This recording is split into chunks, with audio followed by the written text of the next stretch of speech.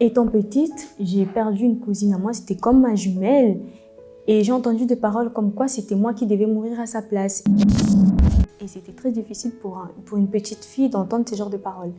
Et j'ai pas grandi avec mes parents, je connaissais pas mon père. Arrivée ici, j'ai connu ma mère. Et du coup, j'attendais d'elle une affection, un amour que j'avais pas avant, qu'elle puisse remplir ces vides venus de ces paroles que j'entendais. Et là, j'ai pas tout de suite eu cet amour, pas du tout. Et c'était très difficile pour moi parce que ces paroles, ça continue à revenir. Fallait que c'est toi qui devais mourir à sa place. Pourquoi tu es là? Qu'est-ce que tu fais ici? Et quand je me sentais vraiment bas, très mal, du coup, j'allais prendre des médicaments parce que c'était pour moi un moyen de me soigner, un moyen de trouver une solution à ces vides, à cette tristesse que je ressentais. Et au fur et à mesure que j'ai pris des médicaments, ça a aggravé ma situation parce que je tombais encore plus malade. Je m'enfermais chez moi, j'étais tout le temps fatiguée. Ma mère, quand elle est rentrée, elle me dit « Mais qu'est-ce qui se passe? T'es fatiguée ?» Mais c'est qu'elle ne savait pas, c'est que j'avais pris des médicaments associés avec des boissons dangereuses. Du coup, c'était encore... Elle me voyait, elle me disait « Mais qu'est-ce qui se passe ?» Elle m'emmenait à l'hôpital et là, le médecin disait que non, il faut qu'elle puisse parler, elle va pas bien cette fille. On ne peut pas lui donner des médicaments comme ça parce qu'on ne voit rien dans son corps. C'est juste que c'est dans sa tête que ça ne va pas. Il faut qu'elle puisse voir un psychologue pour pouvoir résoudre ce problème. Et moi, je refusais parce que ma mère, elle me demandait quand même mon avis. Moi, je refusais. Je me disais non, je ne peux pas aller voir la psychologue comme ça. À l'école, qu'est-ce que je vais raconter? Pourquoi tu es absente? J'étais allée voir la psychologue. Mais non, ils vont me prendre pour une folle. Non, je ne peux pas. Et là, ça s'empirait encore plus. Du coup, à l'école, j'ai commencé à devenir agressive envers mes copines. Du coup, personne ne traînait avec moi. Je me suis isolée toute seule. En cours, je prenais des critériums, je me faisais des sortes de piqûres. Je prenais des briquets, j'allumais le feu, je brûlais les papiers. Et les professeurs voyaient ça. J'étais une très bonne élève. Ils étaient très proches de moi, mais ils voyaient que je commençais petit à petit à régresser. Et là, ils ont envoyé l'alerte. L'infirmière, elle a envoyé plusieurs fois l'alerte. Elle me disait, je vais t'interner, je vais t'interner. Je disais non. Et quand j'allais la voir, je lui demandais des médicaments encore. Et elle ne pouvait pas me donner ça parce qu'elle voyait que ça n'allait déjà pas.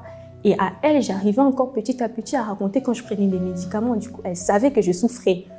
Et quand je rentrais à la maison, je voyais encore des médicaments devant moi. Je prenais, je ne pouvais pas m'empêcher parce qu'il y avait cette souffrance au-dedans de moi. Cette dépression était là, il était pour moi, c'était réel. Quand je sortais dans la rue, les gens me regardaient, pour moi c'était réel, ces gens ils me jugeaient. Or que pas du tout, mais c'était tout ça, c'était dans ma tête et c'était horrible. Une fois, je me suis disputée avec ma mère et le lendemain matin, je suis partie juste pour prendre encore un médicament. Mais cette fois-ci, je me sentais tellement mal que j'ai pris tous les paquets de médicaments que j'avais trouvés.